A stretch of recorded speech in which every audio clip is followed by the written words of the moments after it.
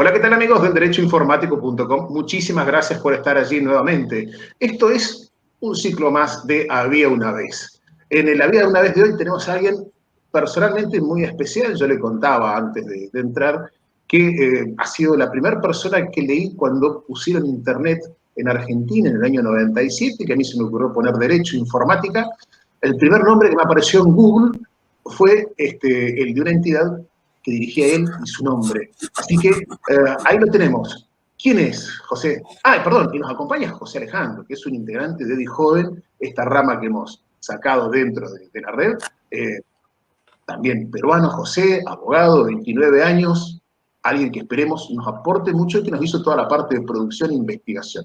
José, ¿cómo estás? ¿Qué tal? ¿Cómo están? Buenos días. Un gusto poder participar en esta conversación, ¿no? Sobre todo en este programa que trata de impulsar más sobre el derecho informático. Un gusto tener también al doctor Eric Iriarte. ¿Quién es el doctor Eric Iriarte? Preséntalo, José. Bueno, hemos podido buscar información sobre el doctor Eric Iriarte y nos dice que es socio principal de Iriarte y Asociados, abogado, magíster en Ciencia Política y Gobierno con mención en Políticas Públicas y Gestión Pública de la Pontificia Universidad Católica del Perú. Fue primer general manager de LAC-TLD, Asociación de CCTLDs de América Latina, delegado por Perú para coordinar en el grupo de trabajo sobre el marco regulatorio de Sociedad de la Información y de Internet Governance de la plataforma de IELAC, coordinador de la meta sobre marco regulatorio de Sociedad de la Información del Plan IELAC desde el 2005, asesor legal de la Administración de Nombres de Dominio, .pe. Fue miembro de Internet Governance Forum y su equipo estuvo formado para asesorar al secretario de las Naciones Unidas en el IGF. Asimismo, ha sido miembro del Consejo y asesor de .org. Ha sido vice chair del At-Large Advisory Committee del ICANN, donde también fue delegado de la NCUC y miembro de Fellowship Committee del ICANN. También... Te han complicado la vida con todas esas siglas. Es lo que nos pasa a todos cuando entramos en la CRAL o cuando entramos a la parte de ICANN. Y Eric ha sido un gran impulsor de eso. Te corto, perdón, José, porque si seguís, vamos a tener todo el programa con el currículum de él, yo lo sé.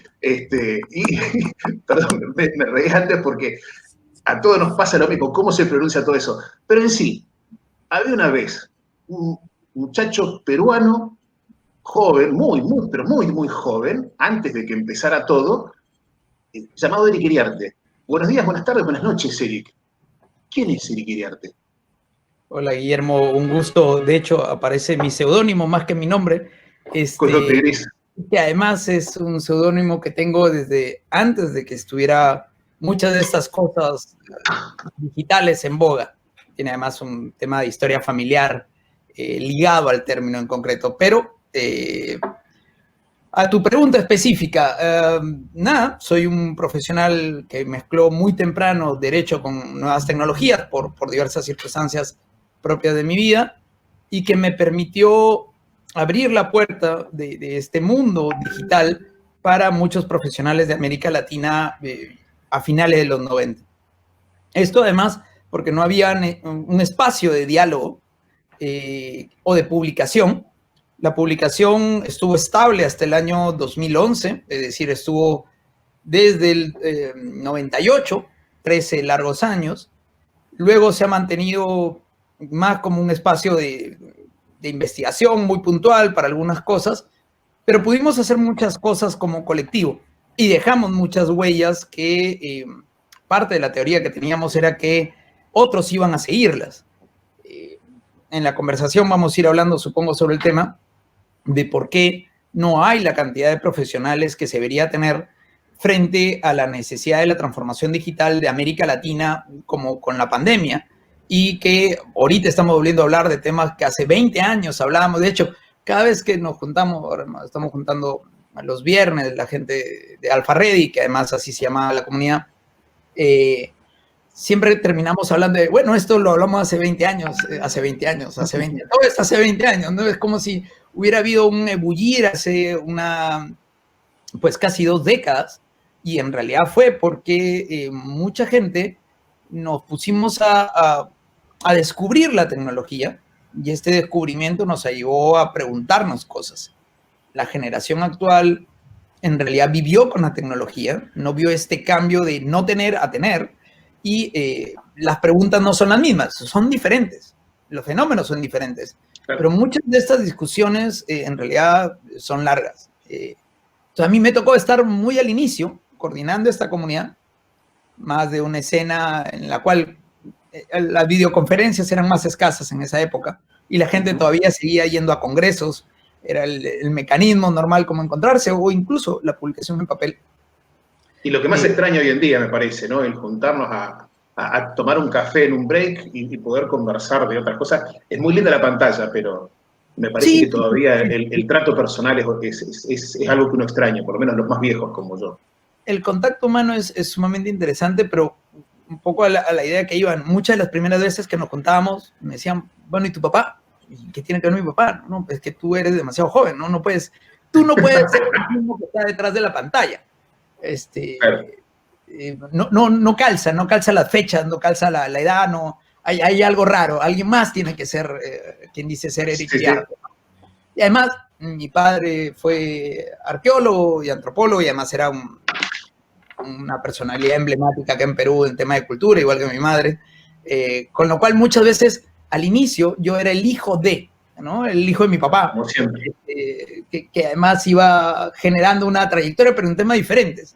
Mi papá también estuvo metido en el tema de tecnología desde la arqueología, lo cual en Perú imaginarás que es tema de día a día, porque acá si algo tenemos es para hacer arqueología, pero en algún momento cambió y ya comenzaron la de, ¿usted es el papá de? Entonces, los cambios o las llamadas a la casa, ¿no? Por favor, con el doctor Iriarte, y lo pasaban con mi papá.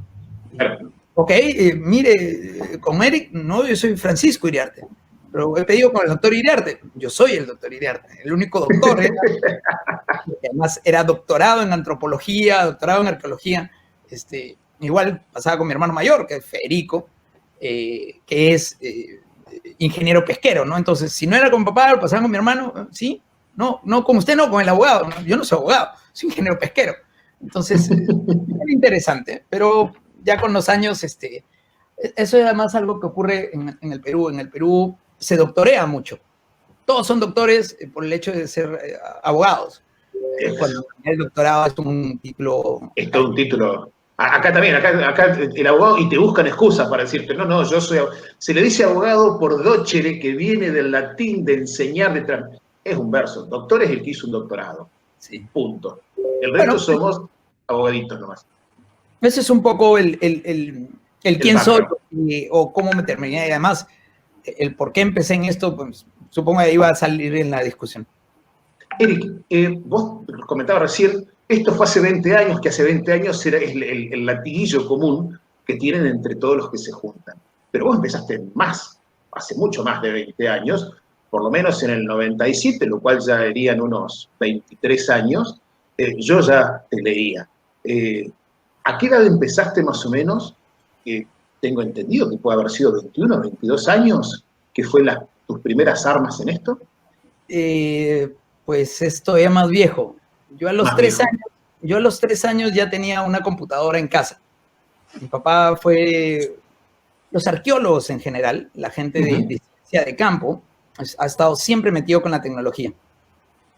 Y por diversos motivos, ¿no? Llámese... Tú ves CSI Miami, CSI Las Vegas, todas estas. Muchas de las técnicas modernizadas con computadoras son técnicas de arqueología, de antropología forense. Que han mejorado, ¿no? Desde el ADN, los test de ADN, los test de carbono 14. Siempre los arqueólogos y los antropólogos han estado muy metidos con la tecnología. Entonces mi papá venía además de haber estudiado en Italia, en México, en otras corrientes, y muy temprano nos compró una ZX80. Para los que recuerdan esas computadoras, eran unas computadoras chiquitas, con un teclado además touch, una cosa bastante interesante, que se conectaba a una grabadora y la grabadora con un cassette, hacías tú la programación, ¿no? Entonces, tuve el contacto con tecnología relativamente avanzada muy temprano, muy temprano. En el año 85, además esto es inicio de los 80, que además comenzaban las PCs a comenzar a aparecer, Apple estaba por aparecer, una serie de cosas. En el año 85, mi papá es nombrado jefe de patrimonio de la nación en el Perú y arma la primera red informática de bases de datos de piezas arqueológicas del Perú. Hizo un fichaje con las bases de datos viejas y colocó una computadora, además con un router en cada una de las regiones del país, y en esto pues comenzó a transmitir data. Estoy hablando de que se transmitía una ficha en puro texto demorándose lo que se demoraba. El más o menos, ¿qué año fue esto? En el año 85. 85. Una de las cosas interesantes de ese año es entonces que comienzan a aparecer los sistemas de base de datos, DBase, DBase básico, Lotus, comienzan a aparecer hacia esa época. Y yo tengo contacto muy temprano con esos sistemas. Además, ya con computadoras que eran PCs, ¿no? Ya no eran la ZX, sino que comenzaban a funcionar con estos elementos. Yo soy exalumno del Colegio La Salle. Actualmente, además, soy el consejero legal para La Salle aquí en Perú y dirijo una empresa de tecnología de La Salle. Pero en el colegio, también de manera pionera, tenían NEC. Las NEC son unas viejas computadoras que las deben de haber visto en los bancos, estos teclados de banco grandes, con pantalla naranja, que también eran con cassette y nos enseñaron muy temprano tecnología. Después de la NEC, esto pasa entre el 85 y el 90, después de la NEC colocan Apple I, las primeras Apple II PC, que eran las primeras Apple, que además ya eran con disquetes. El disquete además entraba...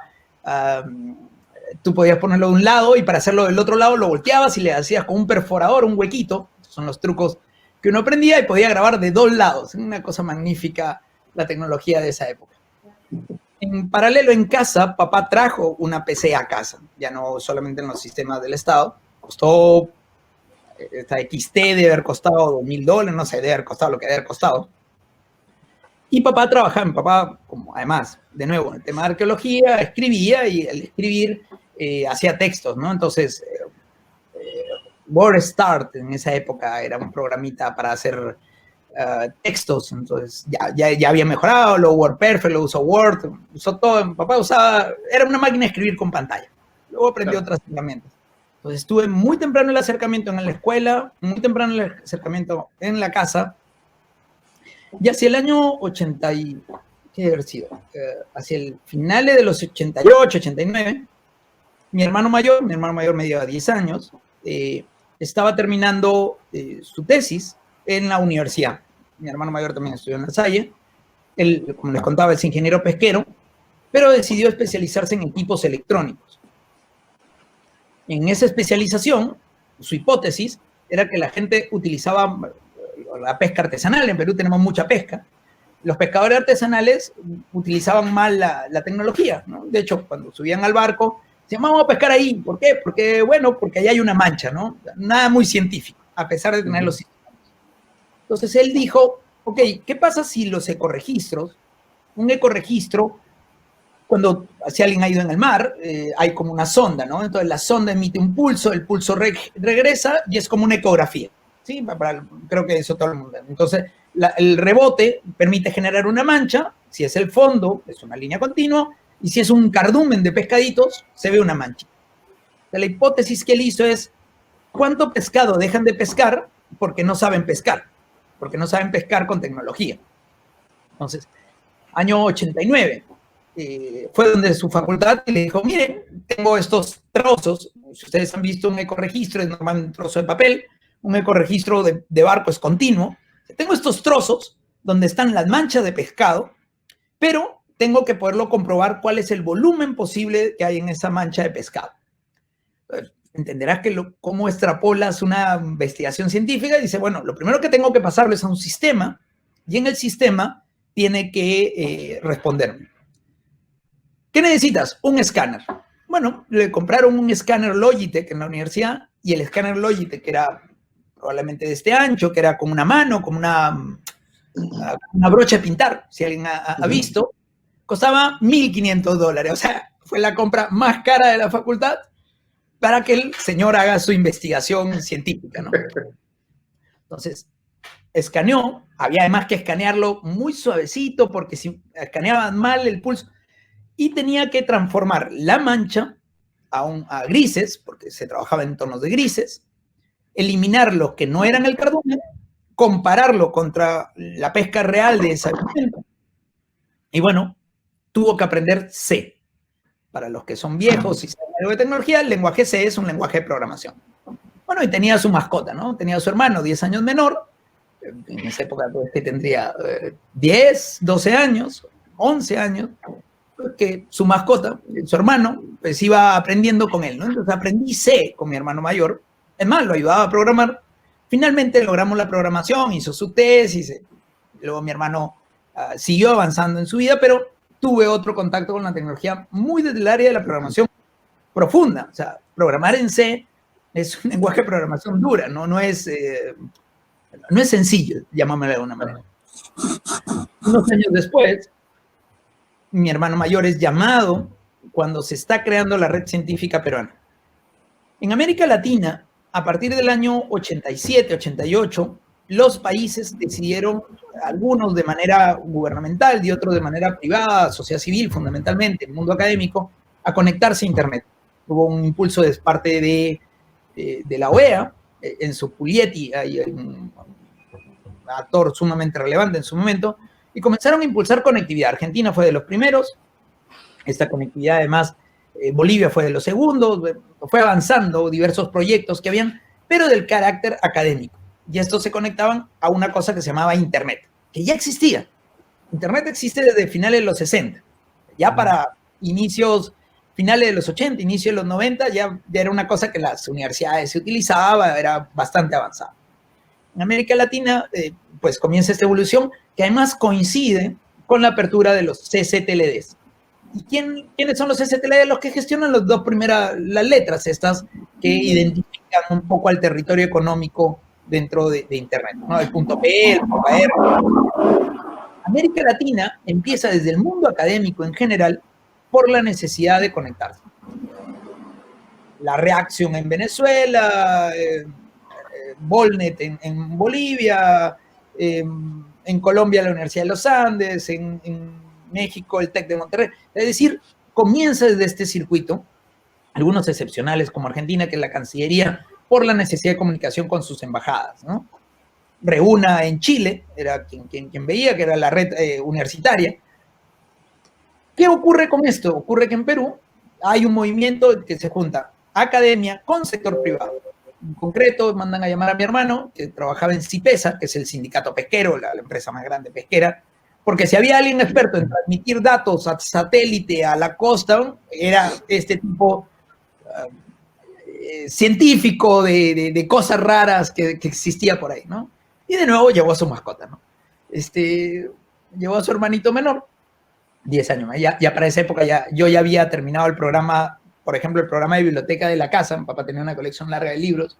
Ya había utilizado el DIVEL, ya programaba en C, hacía cosas, había hecho la del colegio, había ya creado la catalogación, me había interesado. Además, en algún momento yo estaba pensando, mi tía ha sido directora durante muchos años de la Biblioteca Central de la Universidad Católica, una de las principales universidades del país.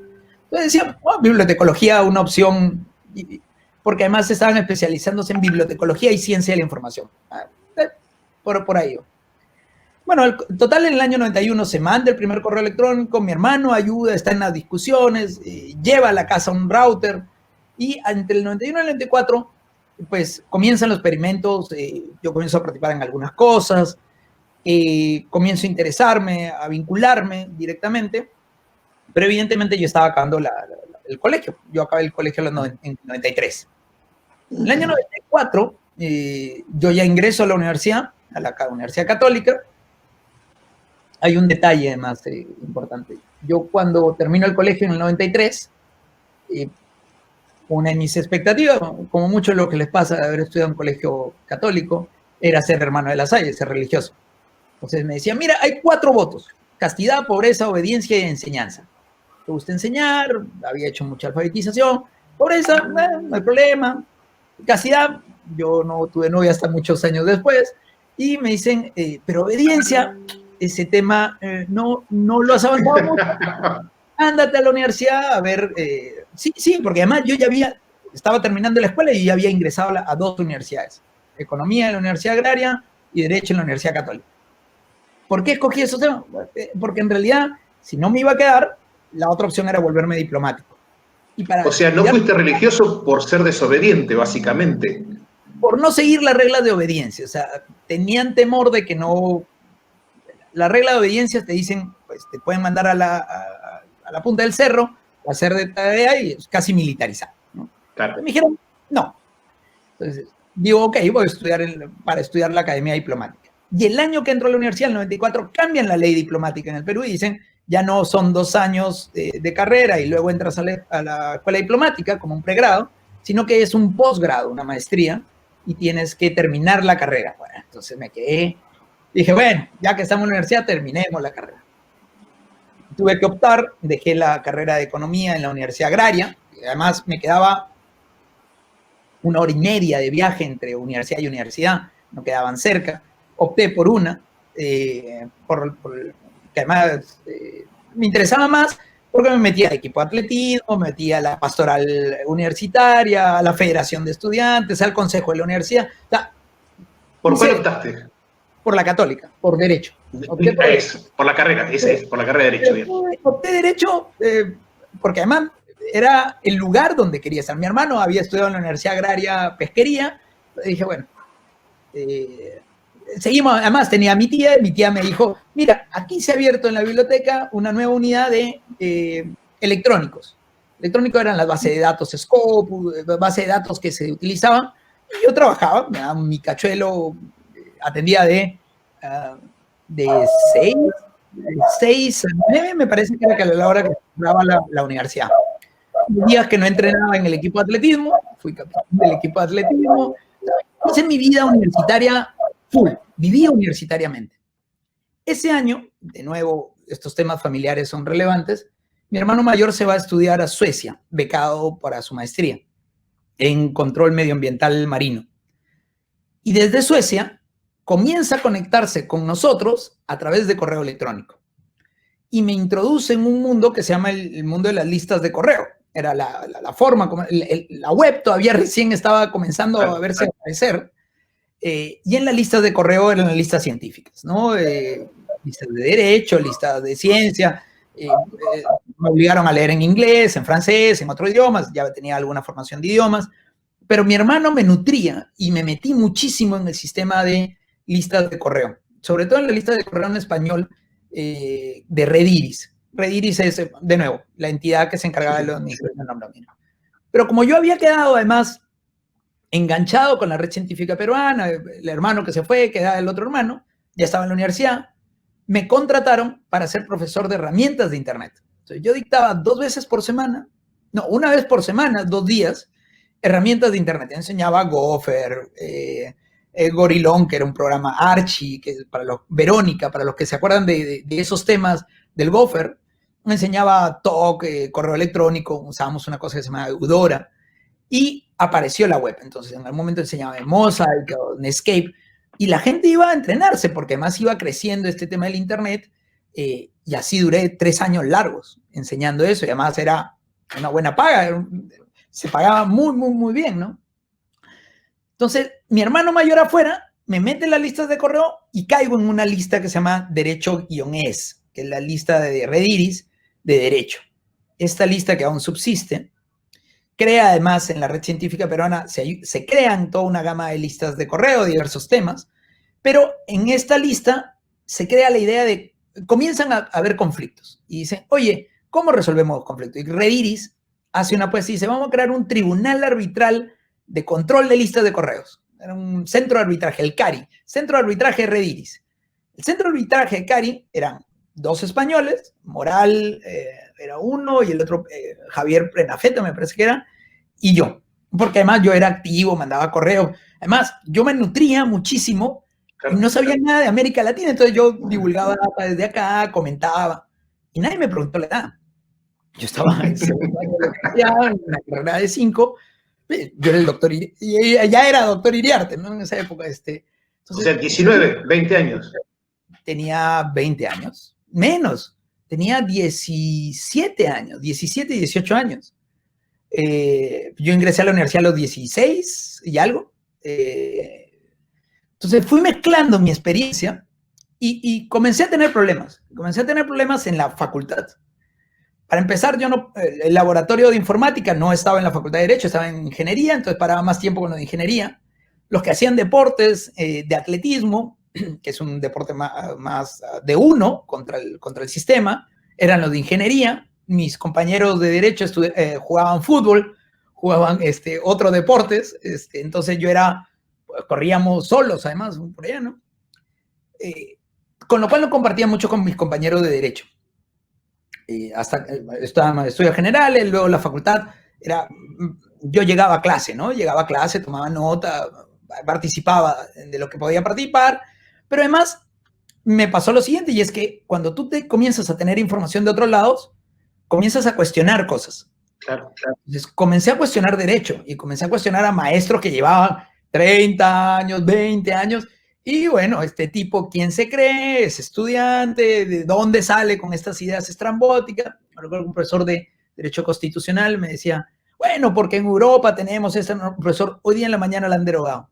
O sea, tú no puedes saber eso, es ilógico. Y en efecto, esa mañana había recibido un correo de que la norma había sido derogada, ¿no? Entonces, luego se la pasé por correo y me miraban con cara de, ¿exactamente qué eres? ¿De dónde pareciste? O sea, era un elemento extraño en mi propia facultad. Claro. Hay una frase que dice que estudiar es peligroso porque te hace no creer todo lo que te dicen. En Sí. este caso creo que a vos se aplica perfecto. Todo el conocimiento que estabas teniendo estaba obligando a no creer todo eso o a cuestionar, que cuestionar, por ahí el término cuestionar está devaluado. Cuestionar no es malo, cuestionar es simplemente revolucionar algo que está establecido y que no está mal que uno lo replantee. Si nos vamos quedando estáticos y nos vamos quedando con lo que nos creemos nada más, no aprendemos más, me parece.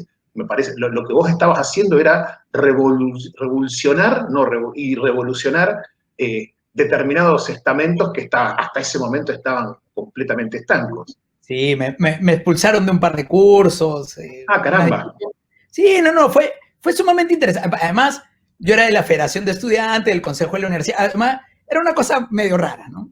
Justo en esa época comenzaron las protestas, 97, 98, las protestas contra Fujimori, vivíamos en una dictadura, y la dirigencia estudiantil, yo era el representante de los estudiantes en el Consejo de la Universidad, es decir, en la instancia más alta, en plena época, y fui parte de la dirigencia pública en contra del gobierno, ¿no? Entonces, pues también me fui ganando problemas afuera. Una de las cosas que hice para proteger a la gente que estábamos en la coordinadora, ya habían contado en contacto con una ONG, nos dieron herramientas de PGP, herramientas Pretty Good Privacy, de encriptado de datos, ¿no? Entonces, ya estaba metiéndome muy temprano en la parte operativa, y en el año 98 salgo de ser simplemente un profesor de herramientas de Internet para incorporarme a la planta de la red científica, pero no haber tema de dominios. Ya mal, todavía seguí en carrera, estudiando, pero entendían de que tenía una experiencia suficientemente relevante para eso. Entonces me tocaron algunos debates, por ejemplo, si la telefonía IP era libre o no era libre. En el Perú se declaró libre después de un juicio muy grande. Y discusiones del tema, ya comenzaban a hacerse preguntas de ese tema. En el año 99 se crea un instituto que se llama IPSE, el Instituto Peruano de Comercio Electrónico, que en realidad era un grupo de gente que comenzaba a ver el tema de comercio electrónico. Ya habían pasado 5 años sobre la web, y ya la web era la matriz, era el momento de la burbuja. Y ese año creo una lista de correo. Una de las facilidades que uno tenía, creo la lista IPSE Digital, que luego se transformaría en la lista Perú Digital, que aún existe, que se convierte en el foro donde hemos discutido políticas, donde están gente de la industria, sociedad civil, sector privado, mucho de este tema multiestamentario propio de la gente que estamos metidos en temas digitales. Y comenzamos a discutir esto en el nivel interno, eso es en el año 99. En el año 98, y retrocedo un año, en agosto del 98, aparece la Revista Electrónica de Derecho Informático, bajo un proyecto que un colega español había creado, derecho.org, y la idea entonces era crear una revista, una publicación. En realidad era un compilado. Entonces me puse a buscar gente que estuviera trabajando en América Latina sobre el tema. Y me la pasé 10 años de mi vida buscándola. Entonces fui hallándolas y fui rescatándolas de diversas comunidades. Pero además, gente que nunca había publicado. Y porque no tenían acceso a las editoriales, porque estaban en Guatemala. Se crea como un espacio la revista. La revista se llama REDI, Revista Electrónica de Derecho Informático. Comienza además un momento de discusión muy larga, que dura hasta el 2000, de si el derecho informático era una rama autónoma del derecho. Esa fue una discusión de estas metafóricas. ¿Era rama autónoma? No era sigue, rama... ojo, sigue. Yo todavía escucho gente discutiéndolo. El 2000 la cerramos, y ahora te cuento cómo la cerramos. ¿Es rama autónoma? ¿No es rama autónoma? No es nada, es una fase de cambio, y en general casi todos concluimos que era una fase de cambio. Pero comenzaron a aparecer artículos de nombre de dominio. Recuerdo el caso Nosilla en España, que cita la revista como sentencia, en la sentencia. Es decir, ya teníamos presencia doctrinaria, teníamos presencia jurisprudencial, pero además la comunidad, que se crea otra lista de correo, la lista de correo para mí son lo más interesante que hay, comenzamos a hacer proyectos conjuntos y comenzamos además a ser los actores que comienzan a hacer transformaciones regulatorias. Uno de estos grandes proyectos es el tema de firma digital. Las leyes de firma digital de Colombia, Perú, Ecuador, Venezuela y Bolivia, inclusive la de México, tienen a gente de la revista, de la comunidad que se fue creando. Entonces, si la revista era Ready, ¿cómo le llamamos a la comunidad? Alfa Ready. ¿Por qué alfa? Bueno, pudo haber sido beta, gamma, delta, whatever. Y se quedó como nombre de Alfa Ready. Y se creó además la comunidad, y la comunidad fue la que permitió avanzar entre mes y mes de publicación. Porque además la gente publicaba, hay textos muy interesantes, hay otros que eran panfletarios, otros que eran la tesis entera, toma, públicala, publicamos además de todo, en todos los formatos. Era relativamente sencilla, no había un filtro de investigación, porque esa no era una revista de divulgación. Entonces, esto además se publicaron más de casi 2.000 artículos entre el 98, porque se editaba mensualmente, hasta el 2011. Después del 2011, en realidad después del 2008, ya la gente se había dedicado a trabajar. O sea, cuando nos conocimos, éramos estudiantes, recién acababan de terminar, solteros, vivían con tus padres, sin hipoteca. 10 años después eran 1 o 2 maestrías, algunos el doctorado, ya eran mayores, ya estaban casados, ya tenían hijos y varias hipotecas. Y además se complejizó la vida y la gente además tenía que trabajar y ganarse la vida. Entonces, la revista era simplemente un ejercicio que nos servía, pero nunca fue un modo de vida. Esto es además una de las cosas que en algún momento surgieron discusiones dentro de la región sobre si los organismos de sociedad civil que se iban creando, asociaciones, activistas, cuando yo hice el paso de crear el estudio de abogados en el 2006, recuerdo mucho un correo que mandé y dije, bueno, me he pasado al lado oscuro, ¿no? Porque hay que comer, hay que trabajar, hay que vivir. Y mucha gente decía, no, vas a perder tu neutralidad académica, tienes que quedarte en la academia. No todo el mundo puede ser profesor universitario. Uno, capacidades, y dos, vivir de eso. Entonces, fue un momento de cisma, el que algunos pasáramos, y está Barzalo en Ecuador, estoy yo, está Peña en Colombia, Maglione en Chile, Maresca en Argentina, o sea, muchos nos pasamos a trabajar, literalmente. No desmereciendo a los que se quedaron en el mundo académico, pero el grupo se partió en dos, y el devenir hizo que en el 2011 pues paráramos de publicar y cada cual escogiera su propio lado, manteniendo la amistad. Además, ojo, tenemos amistades increíbles. Luego nos pudimos ir encontrando.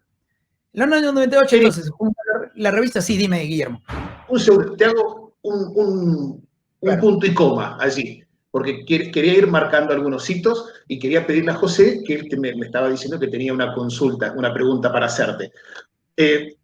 Entonces, tenemos para ir sintetizando y que por ahí nos vayamos ordenando. Vos arrancás en el 84, 83, 84, 85, por allí, muy, muy jovencito, arrancás casi con algo bastante común entre todos los precursores, o en realidad entre casi todos los que nos dedicamos a esto, haciendo cuestiones de informáticas, o bien hay algunos que arrancaron con el derecho y después se volcaron a hacer informática, pero hay una enorme mayoría que tiene un vínculo muy fuerte con la informática y después se fue volcando al derecho. Te vas recibiendo de abogado, vas aprendiendo de la mano de tus padres, de tu hermano, o sea, el entorno familiar en tu caso me parece que fue preponderante para tu formación y tu impulso. Sí. Allá por el año 94, 95, estás recibido de abogado. No, de hecho, el año 94 entro a la Facultad de Derecho. Entras a la Facultad de Derecho, ahí está. Te recibís en el 98, ¿puede ser? Al final, no, al final del 2000, y ahora falta un pedazo de la historia que ahorita vas a terminar de entender por qué, qué es lo que pasa con el tema político de Fujimori. Y eso además afecta mucho lo que viene de mi carrera, ¿no? Vas interviniendo en diferentes listas de correo, en diferentes organizaciones. En el 98 se funda algo que ha sido la base de todo el resto de las publicaciones, que es Alfarready. Te comentaba antes que la primera vez que en el año 97, en fin, el peor estudiante que se les puede ocurrir fui yo, tenía 27 años, todavía ni me había recibido, ni siquiera estaba cerca de recibirme abogado. Me gustaba la tecnología todavía, entonces me puse delante de la computadora en Google y puse Derecho, Informática, y en el primer resultado me salió Alfarready.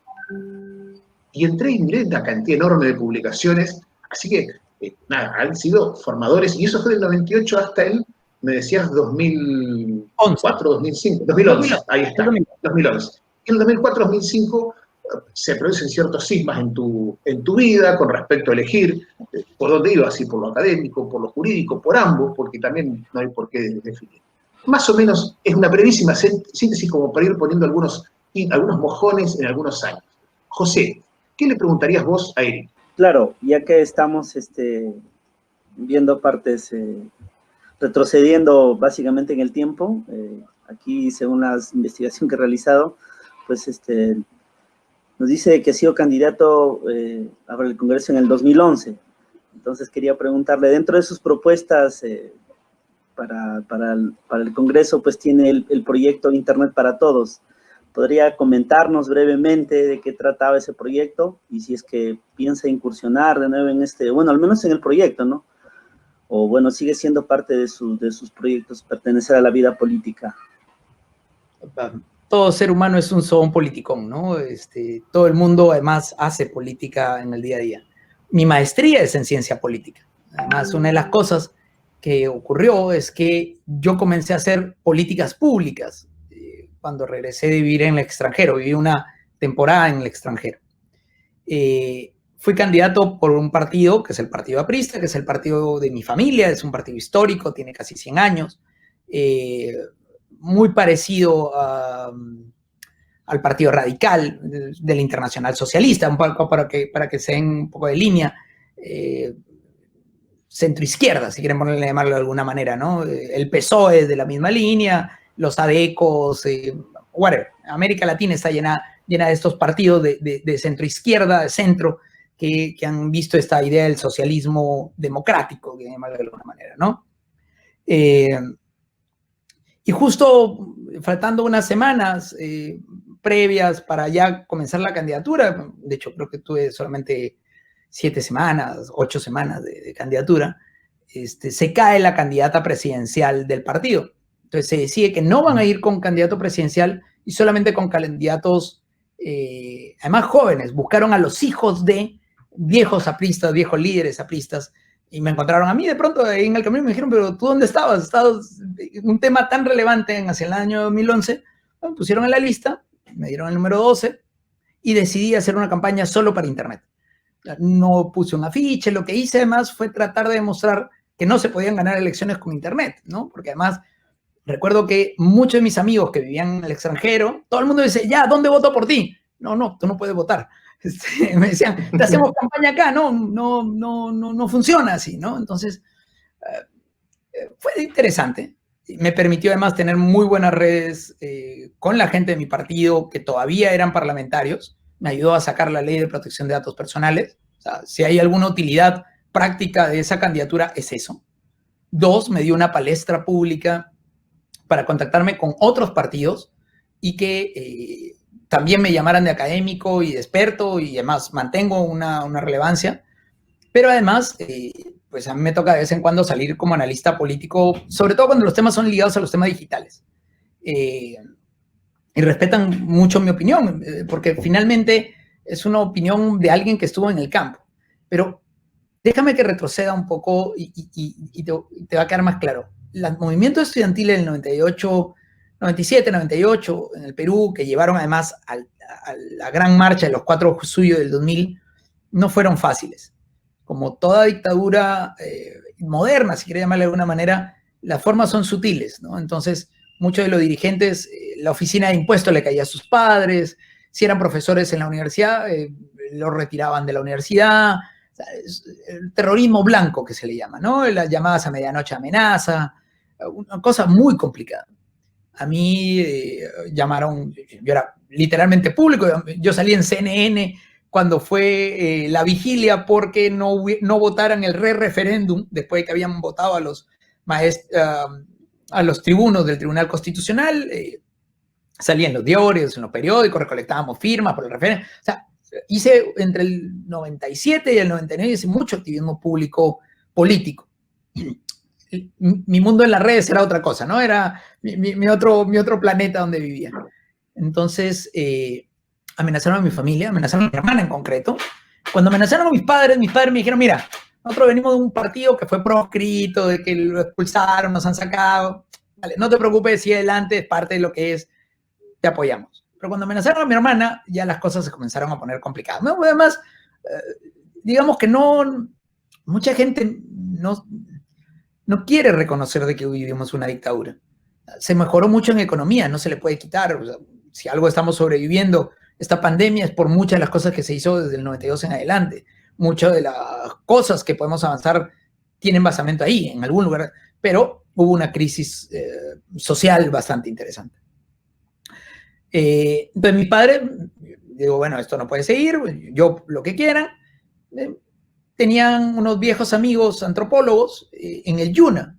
Allí Guillermo de conocer, el YUNA es el Instituto Universitario Nacional de las Artes. El vicerrector, Rubén Pérez Bugalo, era amigo de mi familia, viejos amigos, además dedicado al tema de cultura, y me mandaron una temporada, ¿no? Me dijeron, anda a explorar Argentina.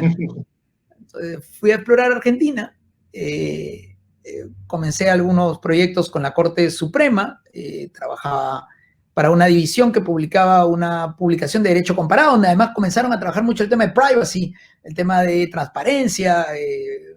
Mercedes Urioste estaba en ese momento. Me contacté además con otros amigos que ya habían publicado, entonces eran gente que ya publicaba y de pronto muchos de estos nos conocimos. Fernando Maresca es uno de ellos, Horacio también lo conocí ahí, Héctor Chayer, Mauricio Devoto, Palazzi, toda una playa de gente, o Fasalari, Martínez Fasalari, que eran, te estoy hablando además gente que llevaba algunos años, pero que todo el mundo pensaba que yo era un tipo de 50 años. Y yo en esa época tenía 20, 21. Me enamoré, me casé, tuve mi hija, viví unos años, salió una oportunidad para ir a vivir a España. Me fui a España, regresé de España hacia el año 2002, 2003. Fui a llevar un proyecto para crear tecnología. Complicaciones propias de ser latino en Europa, en una época en que Europa venía bien económicamente y muchos de estos temas de ser sudaca se ponían complicados, a pesar de que tenía un buen puesto. Y regresé ya como consultor de Naciones Unidas, a trabajar con CEPAL, pero mantenía mi contacto, por un lado, con un estudio de abogados en el Perú, que era el Estudio Muñiz, que me permitió crear un proyecto que se llamaba El Abogado Virtual. ¿Cómo sería virtual? Que las 5 veces quedó herido en 5 años. El portero no me dejaba entrar porque decía, usted no es abogado de esta oficina. Además, tenía que llamar a la secretaria del socio principal para que me dejaran entrar. Las veces que iba, además, venía en jean, botas, todo el mundo iba de traje. Yo, muy divertido. Por correo todo el mundo me conocía. No, listas de correo. Fue una experiencia muy bonita. Jorge Muñiz, además, un tipo muy capo, porque me permitió crecer y me dio una red de contacto. Seguía mi contacto con la red científica peruana, porque finalmente resolvía los problemas del sistema de nombre de dominio, donde me quedé muy ligado al tema. Ya estaba metido en ICANN, viajaba un montón, ya me habían dado el comité at large, había sido parte del fellowship, fui parte del fellowship durante muchos años. O sea, yo fui creciendo además dentro de la comunidad, mi actividad profesional creció con la comunidad de los STLDs, tanto así que en el 2008 me nombran su primer general manager de su estructura de asociación. Y lo fui hasta el año 2011. Entonces, es decir, mi experiencia afuera me sirvió para crecer profesionalmente. Cuando vuelvo, termino la carrera, saco mi título, luego comienzo a estudiar la maestría en ciencia política, y la política es parte de mi vida familiar, mi vida personal, pero no es... Me preguntas si vuelvo a ser candidato. La clásica respuesta, no está en mis planes. Pero hay otras formas de hacer política, y eso fue parte de lo que descubrí. Ser congresista es una forma, pero tú puedes incidir más desde afuera si sabes hacerlo, si tienes ideas, si tienes propuestas, si sabes con quién hablar. Entonces, sí logré crear unas redes de trabajo regionales y nacionales que me permitieron avanzar. Pero además, al mismo tiempo, Alpha Ready pasaba de ser una revista, una comunidad, a ser un actor relevante. Y nuestra mayor relevancia es entre el año 2003 y el año 2011. El año 2003 y el año 2011 es un actor relevante en la Cumbre Mundial de Sociedad de la Información, es un actor de sociedad civil que se junta con otras entidades de sociedad civil de la región, activistas sobre todo de derechos humanos, ponemos temas sobre la mesa, somos parte esencial de ELAC, la Estrategia de Sociedad de la Información. Yo era el delegado para esos temas, pero además creamos documentación. Hay un documento que se llama el documento de San Cristóbal, donde varios abogados creamos las bases de lo que es mucha de la regulación en tema de cibercrimen, protección de datos personales, transparencia, acceso a la información pública en la región. Nos mezclamos con UNESCO, nos mezclamos con CEPAL, pero el año 2011 se decide cerrar Alpha Ready, porque ya las comunidades habían comenzado a florecer, ya había aparecido la ADI en Chile, la Asociación de Derecho Informático, era un núcleo de Alpha Ready en Chile, la ADESI en Argentina, ADIAR en Argentina también. ADIAR la fundamos en el año 2007. Por eso, el surgimiento de todas estas comunidades además es parte de una estrategia de, ok, esto no puede quedar nucleado. Algo que hice con Alpha Ready fue que nunca generara dinero. Nunca se cobró membresía, nunca hubo ni siquiera dinero moviéndose. Eran directamente si había alguna investigación. ¿Por qué? Porque yo sabía que en la que había dinero iba a comenzar una pugna. Entonces, mientras no hubiera dinero, era mi responsabilidad y nadie se peleaba con mis decisiones. Era además santo remedio. Pero comenzaron a haber problemas porque además tenían que haber crecimiento. Y la hipótesis era, si esto funcionó y creció con una sola comunidad, si hay una comunidad por país, va a crecer más. Una de las cosas que hice es hacer que casi todas esas comunidades se volvieran miembros at large. Y probablemente fue uno de mis mayores errores. Porque la comunidad large para el ICANN debió haber sido una comunidad de representación de usuarios finales. Y en América Latina era una comunidad de abogados de nuevas tecnologías. Entonces, cuando tienes tantos abogados, de hecho, el reglamento que yo dejé de la large de América Latina, del LAC-RALO, del año 2007, que fue mi último año, le puse tantos candados de seguridad que aún siguen ahora y no lo pueden deshacer. Y que para cambiarlo tenía que haber todo el mundo tenía que estar de acuerdo. Fue una discusión muy larga con alguna gente. Hay varias anécdotas de que la gente de seguridad de ICANN iba a sacar a una persona ahí en la reunión de Sao Paulo. Hay anécdotas, porque además se puso agresivo en una mesa, ¿no? Quedó simplemente en chiste. Pero esto generó también roces ya dogmáticos, ya la gente comenzaba a tener diferentes posiciones, doctrinas, lo cual es bueno. O sea, no es malo tener divergencia. Lo malo es que no puedas tener espacios de diálogo para la divergencia. En el año 2011, cada cual hace su vida. De hecho, nos hemos vuelto a juntar por la pandemia. La pandemia nos sirve para muchas cosas. Estamos reactivando ya no una lista de correo, sino el WhatsApp, ¿no? El WhatsApp ahora es la lista de correo modernizada, pero es una herramienta que existe hace 10 años. Pudimos haberlo hecho antes. ¿Por qué no lo hicimos? También es parte de las discusiones. Todo el mundo un poco que se dispersó. Algunos se lograron seguir juntando en ICANN, otros crearon comunidades, algunos hacíamos proyectos de redes de estudio de abogados, nos pasábamos trabajo. En general, nos individualizamos mucho. Y la publicación fue muriendo y apagándose, y un día el servidor dejó de funcionar, el sistema dejó de ser actualizado y fue imposible volverlo a cargar. Parte de lo que estamos haciendo es reconstruir la base de datos histórica para dejarla publicada y que cualquiera pueda acceder a textos que además fueron lo que hicieron la regulación de protección de datos personales, de firma digital, de cibercrimen, de diversidad de temas. Cuando ves además la gente que está involucrada, son gente que ha estado metida en estos temas. Uno de los proyectos que surgió fue lo que hizo Guillermo, que a mí me pareció magnífico, porque además yo esperaba que surgieran 100 proyectos, y no fue cierto. Y esperaba que surgieran 1000 expertos, y no fue cierto. De hecho, hay cada vez menos expertos en Derecho y Nuevas Tecnologías. El término también cambió, de Derecho Informático, de Derecho y Nuevas Tecnologías, Derecho Digital, Legal Tech, ahora son los nuevos. Pero al final era simplemente una fase de cambio, porque todo el derecho tiene que ver con la tecnología, porque la sociedad cambió. Este concepto de ubi societas, ubi ius para el derecho de nuevas tecnologías fue fundamental para hacer un parteaguas. En el año 2000, Beltramone, era Guillermo Beltramone y Ezequiel Zavale, que eran de Rosario, sí, si mal no me equivoco. Fueron profesores míos. De Rosario. Zanjaron la discusión, la zanjamos definitivamente, porque no era posible seguir discutiendo el mismo tema. Entonces, del otro lado estaba Rodolfo Herrera, recuerdo, que había de la autonomía potencial. Entonces, llegó un momento de aburrimiento y dije, cambiemos de tema. Pero quedó claro de que era simplemente una fase de cambio.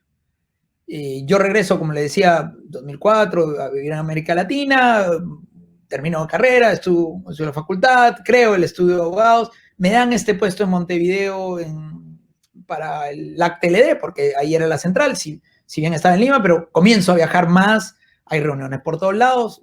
El año 2010, si mal no me equivoco, pasé 30 días en Lima juntando los días.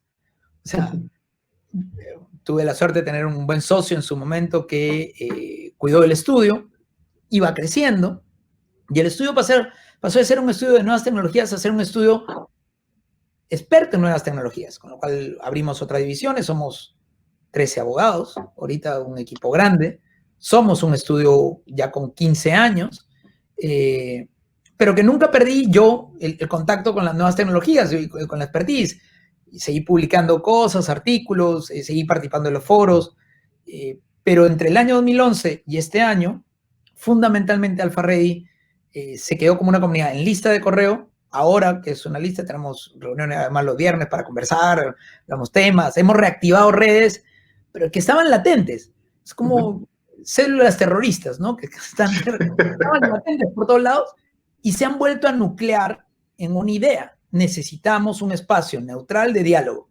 Y neutral no quiere decir que no tenga posiciones. Claro. Neutral quiere decir donde todo el mundo se sienta libre de hablar. Porque si no hablas porque al otro le va a caer mal, o no puedo hablar aquí porque soy de la otra comunidad, whatever. Además, las comunidades son pocas las que sobreviven. ADI un poco, APADINT en Paraguay, pero muy chiquitas. Entonces, se necesita más que nunca los espacios de diálogo. Dos preguntas, porque la verdad que se nos ha ido el tiempo de una manera increíble, increíble. ¿Por qué Coyote Gris? Y con esto creo que hacemos un programa aparte, pero ¿por qué Coyote Gris? De hecho, es bastante sencillo. Mi papá, cuando vivió en Europa, conoció a un autor español que se llamaba José Mallorquí. José Mallorquí escribió una novela, una serie de novelas, 190 y tantas novelas, cortas, como TV, como novelas policiales, de un personaje que se llamaba el Coyote. El Coyote, si el zorro vivió en la época española de California, el Coyote vivió en la época que se acababa de separar de México y estaban por entrar a Estados Unidos, en la época que además la fiebre del oro, secesión, si uno usaba espada, usaba un revólver, pero también la idea de que era un pusilánime, un debilucho que vivía ahí de sus rentas y que de noche se disfrazaba para dar un poco de justicia y ayudar, inclusive a los que no querían ser ayudados. Entonces, esta idea de servir, ser voz de los que no tienen voz, servir y no ser servido, de compartir lo que uno sabe, de devolver a la comunidad sobre todo el esfuerzo académico, que pasó de mi papá a mi hermano mayor y de mi hermano mayor a mí, pues fue parte de lo que me marcó como personaje a seguir, ¿no? En cierta parte también parecido a Edmond Dantes del Conde de Montecristo, ¿no? La idea de alguien que no es quien dice ser, pero que termina resolviendo las cosas por ahí. Entonces, y el gris para diferenciarme un poco del personaje, pero lo mantengo. Además, el seudónimo lo uso hace 30 años. Sí, sí. Está en Twitter. Tu usuario de Twitter es @Coyote Mi Gris, usuario de ¿no? Twitter, pero mi usuario de Twitter, pero además, tú encuentras textos míos del año 91 publicados en internet que dice Coyote Gris. Entonces, era mi seudónimo en las listas de correo. Eric, si tuvieras la posibilidad de volver, qué sé yo, a ese año 85, 86, ¿no? Imagínate, tenés el DeLorean de McFly, te subís, volvés al año 84, 85 y te encontrás a un joven, a un adolescente, Eric Iriarte, y tuvieras la posibilidad de decirle algo, ¿qué le dirías? Nada. No, a ver, no es que no crean en la idea del viaje en el tiempo, al contrario, juego con no, eso. Es un juego nada más, ¿no? O sea, si alguien lee mi Twitter, de vez en cuando hago preguntas de ciencia ficción jurídica, de zombies, de una serie de cosas, además para divertirme. Pero creo que no le diría nada, porque si le dijera algo, puede que no llegue al mismo lugar donde estoy ahora. Yo sí creo que en la afectación que puede haber, el efecto mariposa. Sin embargo, mirando para atrás, si tuviera que decirle algo es, sigue por donde estás, vas bien. Tuve mucha suerte. Mi mayor suerte fue los padres que tuve, el mundo académico donde viví, la experiencia con la tecnología, el que no me encasillaran, me dieran la libertad de ser lo que quisiera ser. Quise ser cura y dijeron, dale, échale. Oye, voy a diplomática, échale. Voy a estudiar derecho, échale. O sea, nunca tuve una barrera. Al contrario, tuve el apoyo y respaldo de mi familia y eso pues, es simplemente maravilloso. Toda la vida posterior, desde mis decisiones políticas hasta mis decisiones personales, he tenido esa suerte, que no todo el mundo la tiene. No todo el mundo nace con tanta libertad. Mayor preocupación, con libertad. La mayor preocupación que yo tengo es qué va a pasar con mi colección de libros. O sea, en realidad son preocupaciones que uno dirían banales, pero que en realidad es de otro corte. Y las experiencias de vida, de libertad, de libertarias, de haber estudiado en la Congregación de La Salle, que además son otros libertarios, me permiten llevar mucho el discurso libertario de Internet. Recuerdo una discusión en Túnez sobre la gobernanza de Internet, que yo había ido como delegado gubernamental, y quedamos yo y el delegado ruso, y estuvimos 45 minutos a los gritos pelados, tratando de resolver un artículo, que era el artículo de si tenía que crearse o no un estamento de Naciones Unidas. Ahí están las actas. Además, yo me quedé solo. Además, me tocó viajar, me sigue tocando viajar solo para representar a mi país. Y mi país me respaldaba dejándome hablar solo. O sea, la cantidad de reuniones que he podido expresar ideas que otros no pueden. Porque entonces me utilizaban a mí como, di esto, cuenta esto. Yo decía, ok, si coincide con lo que creo, lo voy a decir. Si no coincide, no me busco. Entonces fue muy interesante. Al final terminamos con el ruso tomando el vodka y yo pisco ahí intercambiando botellas en Túnez. Pero he tenido la gran oportunidad de viajar. Voy como 160 países que he viajado, al menos he estado un rato en ellos. Son muchos. He tenido oportunidad de aprender. Naciones Unidas me ha dado la oportunidad de ser consultor de diversos organismos de Naciones Unidas y conocer diversas partes del mundo. ICANN, con todo el mundo de dominios, me permitió además seguir conociendo mundo, lugares, gente, diversidad. Me permitieron además exponer mis ideas. Muchas de mis ideas han sido plasmadas en declaraciones. ELAC, muchos textos, yo soy negociador de textos, entonces muchos textos son míos, pero cuando los dejas a la comunidad es otra cosa. Entonces, mucho de lo que se hizo con Alpha Ready fue eso, darle voz a los que no tenían voz. Había gente que yo he visto años después, que porque publicaron ese artículo, terminó consiguiendo un trabajo, o porque le dieron una oportunidad, o crecieron, o les sirvió de base para seguir creciendo. Entonces, volver a decirle algo a ese niño, sí, échale ganas, diviértete. Dale para adelante, nomás. Sé libre. Esa libertad. José te quiere hacer una última pregunta antes de que cerremos. Doctor, bueno, sorprendido con tan amplia trayectoria. Bueno, sería una pregunta más que una recomendación. ¿Qué le podría decir a los estudiantes de Derecho que se inclinan por esta rama tan importante, y bueno, también a los abogados, ¿no?, que están incursionando en el estudio del derecho y el derecho informático? Que lean cuánta información reciban en sus manos, que lean artículos científicos, que lean Twitter, que lean noticias, que se nutran de fuentes diversas, que no escuchen una sola opinión, que si alguien dice rojo, lean también al que dice negro y al que dice verde y al que dice azul y formen sus propias ideas. Que no se queden con una sola idea. Si quieren compartirlo, bien, pero algo que tiene que ser fundamental para el aprendizaje es querer aprender. Si no te gusta la investigación, dale, es un poco más complicado, más en un tema que cambia tan rápido, pero que lo que está detrás del derecho a nuevas tecnologías no son tecnologías, es derecho.